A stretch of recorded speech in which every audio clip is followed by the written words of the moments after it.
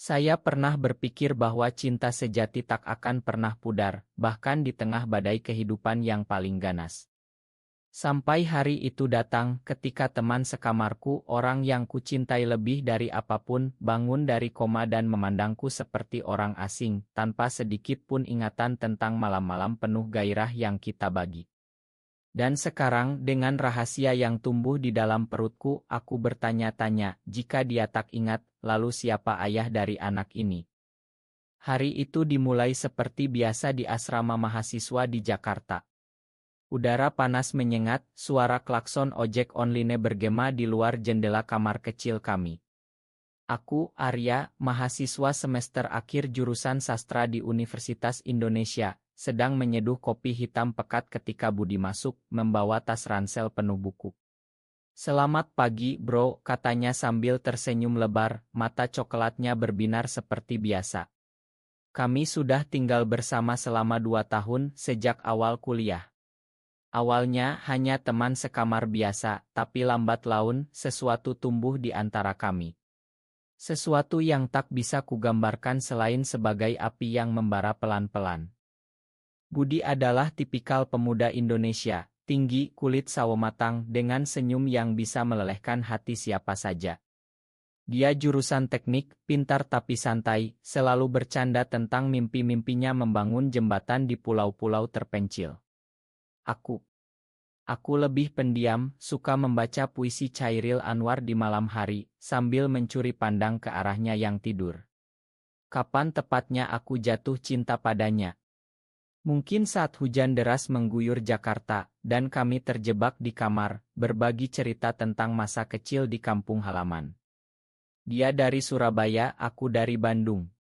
Kami berbeda, tapi itulah yang membuat kami saling melengkapi.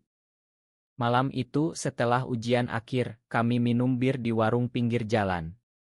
"Arya, lo tau gak, gue seneng banget tinggal sama lo," katanya tiba-tiba, suaranya pelan di tengah hiruk-pikuk malam.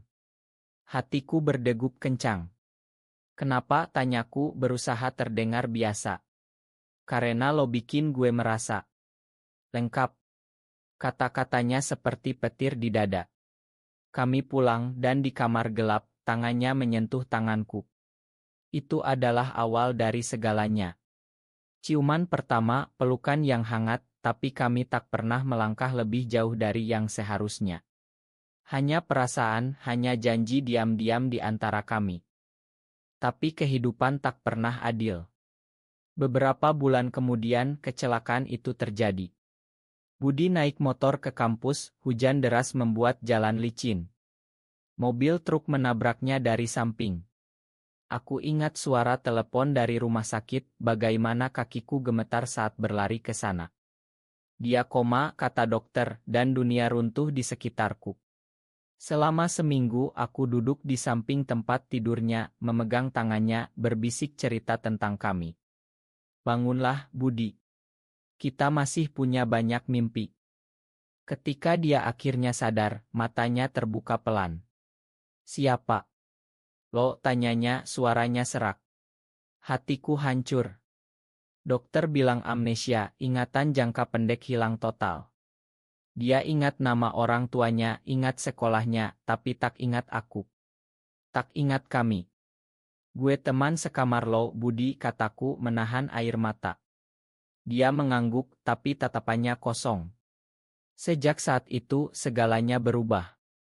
Dia pindah ke rumah orang tuanya di Surabaya untuk pemulihan, meninggalkanku sendirian di kamar yang penuh kenangan. 2 minggu kemudian, gejala aneh muncul.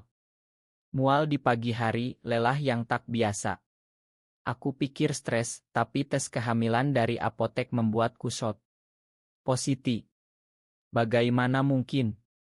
Di dunia ini, ada kasus langka di mana pria bisa hamil karena kondisi medis, dan aku salah satunya. Dokter mengonfirmasi hormon langka, sesuatu yang tak pernah ku ketahui sebelumnya. Anak itu dari Budi, dari malam terakhir kami sebelum kecelakaan, ketika kami begitu dekat. Tapi dia tak ingat. Aku sendirian dengan rahasia ini. Aku berjalan di pinggir sungai Ciliwung, angin malam menyapu wajahku. Kenapa harus begini, gumamku pada diri sendiri. Teman-teman di kampus bertanya tentang Budi, tapi aku hanya tersenyum palsu. Di dalam, aku hancur. Aku ingin memberitahunya, tapi bagaimana? Dia bahkan tak ingat nama panggilan yang dia berikan padaku, sayang. Kata itu sekarang seperti duri di hati. Malam demi malam, aku berbaring di tempat tidur kami yang dulu, memeluk bantalnya, membayangkan jika semuanya berbeda. Kemudian telepon dari Budi datang. Arya, gue mau balik ke Jakarta. Dokter bilang gue bisa kuliah lagi. Hatiku melonjak. Mungkin ini kesempatan. Tapi ketika dia tiba, ada seseorang bersamanya, seorang gadis cantik bernama Rina, teman masa kecilnya dari Surabaya. Ini pacar gue, katanya bangga. Dunia gelap. Pengkhianatan. Bukan karena dia tak ingat. Tapi bagiku itu seperti pisau di dada. Aku tersenyum menyambut mereka, tapi di dalam, air mata mengalir. Selamat datang kembali, kataku, suara gemetar. Malam itu aku duduk di balkon memandang lampu-lampu kota. Perutku mulai membesar sedikit, tapi aku sembunyikan di balik baju longgar. Anakku, ayahmu tak ingat kita, bisikku pada perut. Rasa sakit itu dalam, seperti ombak yang tak henti menerjang. Aku ingat saat kami berdua duduk di sini, berbicara tentang masa depan. Gue mau bangun rumah di pantai sama lo, katanya dulu. Sekarang dia dengan Rina. Aku harus bagaimana? Memberitahu. Atau menyimpan rahasia ini selamanya. Hari-hari berikutnya penuh siksaan. Budi kembali ke kamar kami, tapi Rina sering datang. Mereka tertawa bersama, sementara aku pura-pura sibuk dengan buku. Lo oke gak, Arya, tanyanya suatu hari. Ya, gue baik-baik aja. Bohong. Di dalam, aku berteriak. Aku ingin memeluknya, mengingatkannya tentang kami. Tapi dokter bilang paksaan bisa memperburuk amnesia. Jadi aku diam, menahan. Suatu malam saat hujan deras lagi, Budi duduk di sampingku. Gue merasa ada yang hilang, Arya. Seperti pule yang tak lengkap. Hatiku berdegup. Mungkin ingatan lo akan kembali, kataku pelan. Dia memandangku lama, mata yang dulu penuh cinta sekarang penuh kebingungan. Lo penting buat gue, tau gak, katanya. Aku hampir menangis. Tapi Rina menelepon dan momen itu hilang. Aku mulai mencari jawaban. Ke dokter spesialis, membaca buku tentang amnesia. Ingatan bisa kembali dengan trigger emosional, kata satu artikel. Mungkin aku harus mencoba. Tapi risikonya besar. Bagaimana jika dia ingat tapi menolak anak ini? Atau lebih buruk, menolakku? Pikiran itu menghantuiku setiap malam. Aku merasa sendirian di tengah keramaian Jakarta, kota yang tak pernah tidur tapi hatiku gelap. Akhirnya, aku putuskan untuk bertemu Rina sendirian. Di kai kecil di Tamrin, aku katakan Budi pernah punya hubungan dengan gue sebelum kecelakaan. Matanya melebar. Apa? Gue gak percaya. Aku ceritakan semuanya, kecuali kehamilan. Dia marah, tapi juga sedih. Dia tak pernah cerita tentang lo seperti itu. Kami berpisah dengan ketegangan. Apakah ini langkah benar? Aku tak tahu. Tapi setidaknya aku mulai berjuang. Pagi itu, sinar matahari menyusup melalui tirai tipis kamar kami, menerangi wajah Budi yang masih tidur. Aku berdiri di depan cermin, memandang perutku yang mulai menonjol. Kau harus kuat, Arya, gumamku pada bayangan sendiri. Rina tak menghubungi lagi sejak pertemuan itu, tapi Budi tampak gelisah. Semalam gue mimpi aneh, katanya saat sarapan. Mimpi tentang lo, kita di pantai. Hatiku berdegup. Itu kenangan kami. Tapi aku tak bisa bilang. Mungkin cuma mimpi biasa, jawabku menahan getar suara. Kuliah berlanjut, tapi okusku buyar. Profesor bicara tentang puisi-puisi cinta, tapi pikiranku melayang ke Budi. Dia sekarang sering keluar dengan Rina, tapi tatapannya ke arahku berbeda. Lebih dalam, lebih penasaran. Suatu siang di perpustakaan dia mendekat. Arya, gue mau tanya. Sebelum kecelakaan kita deket banget ya? Aku mengangguk pelan.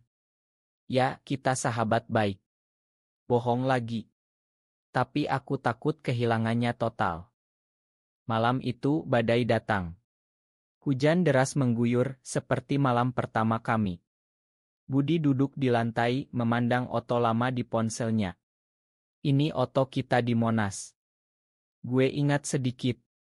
Lo senyum ke gue. Aku duduk di sampingnya, jantung berpacu. Budi, mungkin lo harus istirahat. Tapi dia pegang tanganku. Jangan bohong, Arya. Gue rasa ada lebih dari sahabat. Air mataku hampir tumpah. Ya, ada. Kami diam, hanya suara hujan. Momen itu hangat tapi rapuh. Keesokan harinya, Rina datang ke asrama. Budi, kita harus bicara, katanya tegas. Aku mundur, tapi mendengar dari balik pintu. Arya bilang kalian punya hubungan sebelumnya. Budi terdiam. Gue gak ingat. Tapi gue merasa aneh sama lo sekarang. Rina menangis. Jadi lo milih dia. Budi diam lagi. Hatiku sakit melihat mereka. Apakah ini pengkhianatan darinya? Atau dari ingatannya yang hilang? Aku keluar kamar, berlari ke jalan basah. Kenapa hidup begini kejam, teriakku dalam hati. Aku berjalan tanpa tujuan melewati pasar malam di Glodok. Bau sate dan gorengan memenuhi udara, tapi nasuku hilang. Di bangku taman aku duduk memegang perut. Anakku, ayahmu bingung sekarang. Pikiran gelap datang, mungkin aku harus pergi, tinggalkan semuanya. Tapi cinta ini terlalu kuat. Aku kembali ke asrama malam itu menemukan Budi sendirian. Rina pulang, katanya pelan. Gue bilang gue butuh waktu. Aku mengangguk tapi tak berani bicara. Hari-hari berikutnya penuh ketegangan. Budi mulai mengingat potongan-potongan. Gue ingat lo masak nasi goreng buat gue, katanya suatu pagi. Aku tersenyum. Ya, lo suka pedas. Kami mulai berbicara lebih banyak, seperti dulu. Tapi rahasiaku semakin berat. Dokter bilang kehamilan ini berisiko karena kondisiku langka. Aku harus kontrol rutin tapi sembunyikan dari Budi. Lo sering ke dokter ya akhir-akhir ini, tanyanya curiga. Cuma check up biasa, bohongku lagi. Suatu malam, mimpi buruk datang. Aku bermimpi Budi pergi dengan Rina, meninggalkanku dengan anak. Bangun dengan keringat dingin, aku menangis pelan. Budi terbangun. Arya, kenapa? Dia peluk aku dan untuk pertama kalinya sejak kecelakaan aku merasa aman. Gue takut kehilangan lo, bisikku. Dia diam tapi pelukannya erat. Momen itu seperti harapan baru, tapi aku tahu badai masih datang. Kemudian pengkhianatan sejati terungkap. Aku menemukan pesan di ponsel Budi dari Rina, aku hamil, Budi. Anak kita. Hatiku hancur. Bagaimana? Kapan? Sebelum dia ingat kami. Atau selama amnesia. Aku konfrontasi dia. Ini apa, tanyaku, suara gemetar. Budi pucat. Gue gak tahu. Gue minum malam itu dengan Rina sebelum balik ke Jakarta. Air mataku mengalir. Lo khianati gue meski lo tak ingat. Dia menangis juga. Ma, Arya. Gue bingung. Aku keluar, berlari ke pantai Ancol. Ombak menghantam seperti amarahku. Kenapa, Tuhan? Kenapa beri aku cinta ini lalu hancurkan? Di sana aku duduk berjam-jam memikirkan anakku. Harus kukatakan sekarang. Tapi rasa sakit terlalu dalam. Kembali ke asrama, Budi menunggu. Gue mau jelasin, katanya. Tapi aku tolak. Cukup, Budi. Malam itu aku tidur di soa, hati penuh luka. Pagi berikutnya, Budi pergi ke Surabaya lagi. Gue butuh waktu, katanya. Aku sendirian lagi dengan rahasia yang semakin besar. Teman kuliah, Andi, datang. Lo kelihatan capek, Arya. Aku ceritakan sedikit tanpa kehamilan. Lo harus kuat. Cinta sejati akan kembali. Tapi aku ragu. Di dalam konflik batin membara, makan atau lepaskan. Hari demi hari aku fokus pada kuliah dan kesehatan. Pertama menunjukkan bayi sehat. Anak laki-laki, kata dokter. Aku tersenyum pahit. Seperti ayahnya. Tapi tanpa Budi semuanya hampa. Aku mulai menulis jurnal, menuangkan emosi. Budi, jika lo baca ini, ingatlah bahwa cinta kita lebih besar dari ingatan. Suatu hari, surat dari Budi datang. Arya, gue mulai ingat semuanya. Malam itu dengan Rina.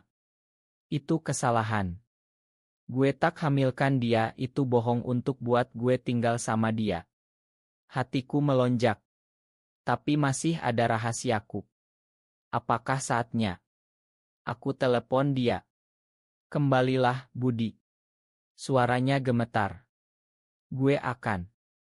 Kedatangan Budi kembali ke Jakarta seperti hembusan angin segar di tengah kemarau panjang.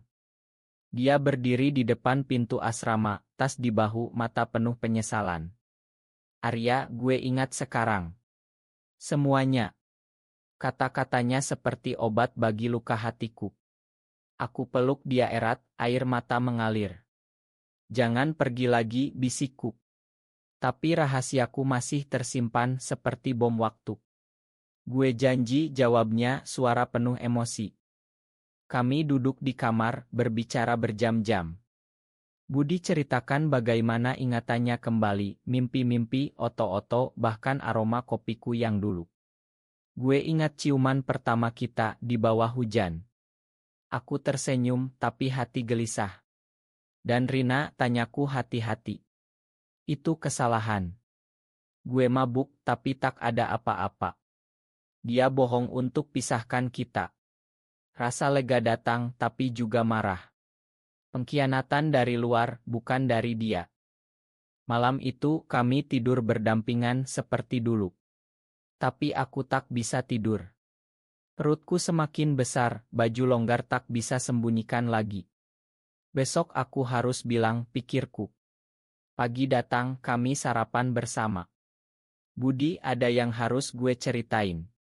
Matanya serius. Apapun itu, gue siap. Aku tarik napas dalam. Gue hamil. Anak lo. Dia terdiam, mata melebar. Apa? Bagaimana? Aku jelaskan kondisi langkaku malam terakhir kami. Dia menangis, peluk aku. Anak kita. Gue bakal jadi ayah. Emosinya campur aduk, bahagia, takut, cinta. Hari-hari berikutnya penuh kegembiraan dan ketakutan. Budi ikut ke dokter, pegang tanganku saat Lihat, detak jantungnya kuat, katanya, mata berbinar. Tapi masyarakat Indonesia tak selalu ramah pada kisah seperti kami. Kami sembunyikan dari teman, hanya Andi yang tahu. Lo berdua kuat, katanya mendukung. Tapi di dalam, aku khawatir, bagaimana masa depan. Keluarga Budi konservatif ortodoks. Konflik baru muncul ketika orang tua Budi datang berkunjung. Kami dengar kamu punya pacar, kata ibunya, memandangku curiga. Budi gugup. Ini Arya, teman sekamar. Tapi tatapannya ke arah perutku yang mulai terlihat membuatnya bertanya. Kamu sakit apa? Aku bohong, cuma tambah berat badan. Malam itu Budi bilang gue harus cerita ke mereka. Aku takut. Tunggu dulu. Tapi dia tegas. Kita harus hadapi bersama. Pagi berikutnya, kami bertemu mereka di restoran Padang. Budi tarik napas. Bu Pak, gue cinta Arya. Dan kami bakal punya anak.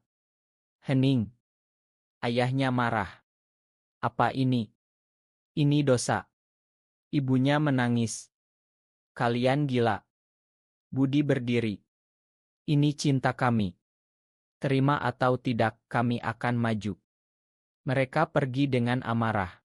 Hatiku sakit. Ma, Budi. Dia peluk aku. Gue pilih lo dan anak kita. Kesedihan itu dalam, tapi memperkuat ikatan kami. Kami pindah ke apartemen kecil di pinggir kota, jauh dari gosip kampus. Budi kerja paruh waktu, aku lanjut kuliah online. Malam-malam penuh cerita, anak kita bakal seperti apa ya, tanyanya sambil menyentuh perutku. Seperti lo, pintar dan baik hati. Kami tertawa, tapi di balik itu kekhawatiran tentang masyarakat. Di Indonesia, cinta seperti kami sering disembunyikan. Suatu hari, Rina muncul lagi. Budi, gue minta maaf atas kebohongan. Dia menangis. Gue cemburu. Budi tegas. Sudah berakhir, Rina. Tapi dia pandang aku. Selamat ya atas kehamilan. Kata-katanya tulus, tapi menyakitkan. Setelah dia pergi, Budi bilang, gue hanya mau lo. Cinta kami semakin dalam, tapi ujian belum berakhir. Dokter bilang kehamilan berisiko tinggi. Kamu harus istirahat total, katanya. Budi panik. Gue akan jaga lo. Dia masak, bersihkan, bahkan baca puisi untukku. Ini untuk anak kita, katanya. Emosi membuncah, aku merasa dicintai sepenuhnya. Tapi malam itu, sakit mendadak datang. Budi bawa gue ke rumah sakit, teriakku. Dia bawa aku dengan motor, hujan deras lagi. Di jalan, ingatanku melayang ke awal kami. Jangan tinggalkan gue, gumamku. Di rumah sakit, dokter bilang kontraksi dini. Kita harus operasi. Budi pegang tanganku. Lo kuat, Arya. Gue di sini. Jam-jam menunggu penuh ketegangan.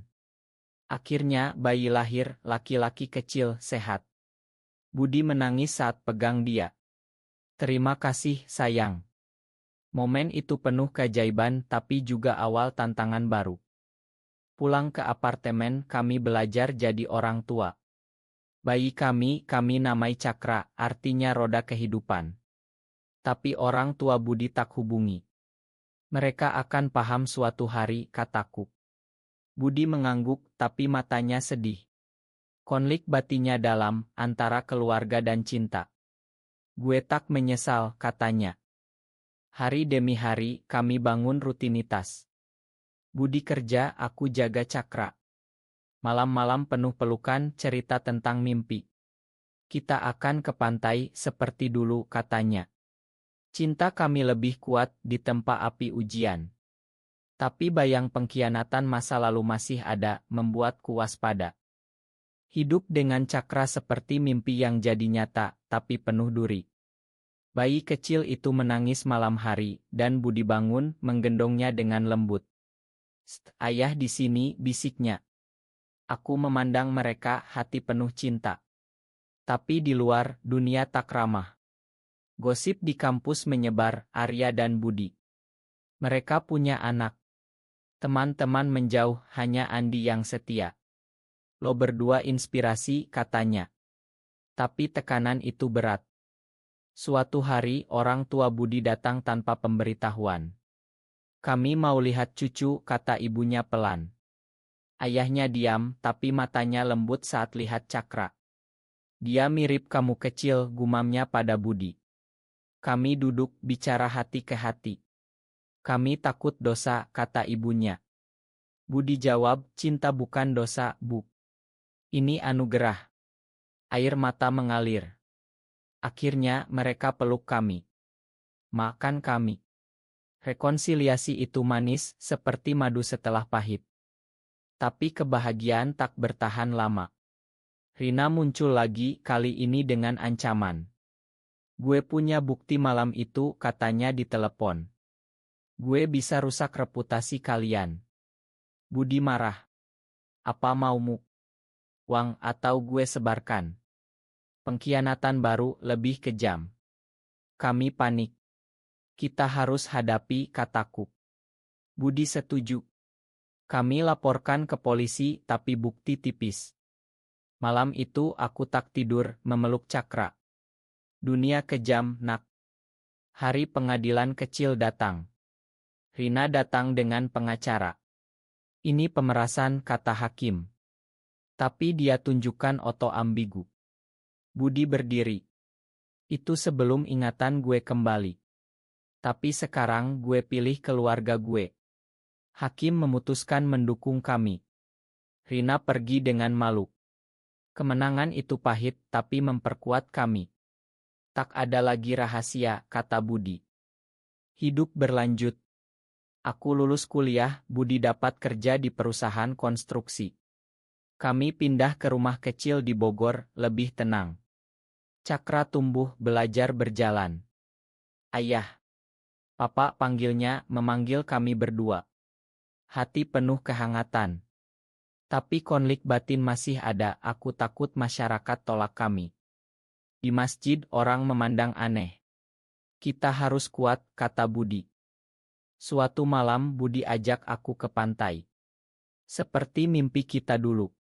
Kami duduk di pasir, Cakra tidur di pangkuan. Arya, terima kasih udah bertahan. Aku peluk dia. Kita bersama selamanya. Momen romantis itu mengingatkan awal kami. Cinta yang lahir dari persahabatan di tempat pengkhianatan sekarang berbuah. Tapi ujian baru datang. Cakra sakit demam tinggi. Di rumah sakit dokter bilang ineksi. Dia akan sembuh, katanya. Tapi malam itu kami berdoa bersama. Tuhan jaga anak kami. Budi menangis di bahuku. Gue tak bisa bayangin tanpa kalian. Emosi membuncah membuat kami lebih dekat. Cakra sembuh dan kami lebih menghargai hidup. Keluarga Budi sekarang sering datang. Cakra cucu kami, kata ibunya bangga. Rekonsiliasi penuh. Tapi di masyarakat kami masih berjuang. Budi gabung komunitas di Jakarta, berbagi cerita. Kita bukan monster, katanya di pertemuan. Aku dukung dari belakang. Perjuangan itu melelahkan tapi bermakna. Tahun berlalu. Cakra masuk. Papa, kenapa aku punya dua ayah? Tanyanya polos. Kami jelaskan dengan lembut. Karena cinta kami spesial. Dia mengangguk, tersenyum. Hati penuh harapan. Tapi ingatan pengkhianatan masa lalu membuatku waspada. Jangan percaya orang mudah, kataku pada Budi. Dia setuju. Malam anniversary kami, Budi berlutut. Arya, nikahi gue secara resmi meski hukum tak ingkan. Di hati kita. Aku menangis bahagia. Ya. Kami tukar cincin sederhana. Cinta kami meski tak diakui dunia tetap abadi. Waktu berlalu seperti air sungai membawa kami ke AC baru. Cakra sekarang 5 tahun, lincah dan pintar. Ayah, ceritain dong tentang kalian bertemu, katanya setiap malam. Budi tersenyum, ceritakan RC aman, kami teman sekamar, lalu jatuh cinta. Aku tambahkan dan kamu hadir sebagai keajaiban. Hidup kami stabil, tapi bayang masa lalu masih ada. Rina pindah kota, tapi gosip kadang muncul. Suatu hari, Budi dapat promosi. Kita pindah ke Surabaya, katanya excited. Aku ragu. Dekat keluarga lo, tapi bagaimana dengan kami? Dia peluk aku. Mereka sudah terima. Kita mulai baru. Pindah itu berat, tapi harapan baru. Di Surabaya, rumah baru, tetangga ramah. Tapi tantangan datang, sekolah Cakra tolak karena keluarga tidak biasa. Budi marah. Kita lawan. Kami demo kecil, dapat dukungan komunitas. Akhirnya, diterima.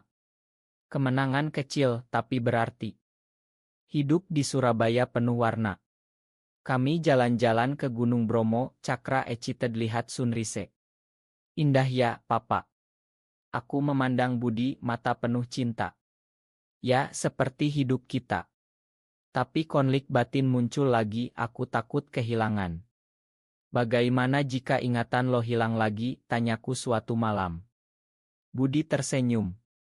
Cinta kita lebih kuat dari ingatan. Kata-katanya menyembuhkan. Kemudian berita buruk, ayah Budi sakit. Kami ke rumah sakit. Makan ayah atas dulu, katanya lemah. Budi menangis. Sudah, Pak. Rekonsiliasi akhir sebelum dia pergi. Pemakaman penuh emosi. Ibunya sekarang tinggal bersama kami. Kalian keluargaku, katanya. Dukungan itu hangat. Cakra tumbuh, mulai bertanya lebih dalam. Kenapa orang bilang cinta kalian salah? Kami jelaskan tentang toleransi. Cinta tak kenal gender, nak. Dia paham jadi anak baik. Tapi di sekolah, dia diganggu. Anak homo, kata teman. Cakra pulang menangis. Hatiku hancur. Budi bicara ke sekolah, tuntut keadilan. Ini diskriminasi. Mereka minta maaf. Tapi luka itu dalam. Malam itu kami bicara. Mungkin kita harus pindah lagi, kataku. Budi geleng. Kita ajar Cakra kuat. Kami lebih dekat, cinta kami pelindung. Romansa kecil, Budi masak sate, kami makan bersama. Selamanya, katanya. Tahun berikutnya, aku tulis buku tentang kisah kami. Dari amnesia ke cinta abadi. Terbit, dapat respons positif. Orang hubungi, berbagi cerita serupa. Kami jadi inspirasi. Tapi kritik juga datang, ini propaganda. Kami abaikan, fokus keluarga. Suatu hari, Rina hubungi lagi. Gue minta maaf sejati. Gue bahagia sekarang. Budi makan. Sudah lalu. Pengampunan itu membebaskan. Hatiku ringan. Cakra ulang tahun ke-7. Pesta kecil, keluarga datang. Terima kasih, ayah papa, katanya. Emosi membuncah. Hidup penuh liku, tapi kami bertahan. Akhirnya, setelah semua badai, kami menemukan kedamaian. Cakra sekarang remaja, pintar di sekolah. Aku bangga punya 2 ayah, katanya tegas. Budi dan aku, sekarang berumur 40-an, masih saling cinta seperti dulu. Kami tinggal di rumah pantai di Bali, mimpi lama terwujud.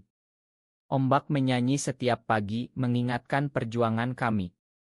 Ingatan tentang pengkhianatan, amnesia, dan konflik sekarang jadi cerita masa lalu. Kita menang karena cinta, kata Budi sambil pegang tanganku. Aku tersenyum. Ya, dan anak kita bukti itu. Hidup kami personel, penuh harapan untuk generasi baru. Di Indonesia yang berubah pelan, kami harap cerita kami inspirasi toleransi.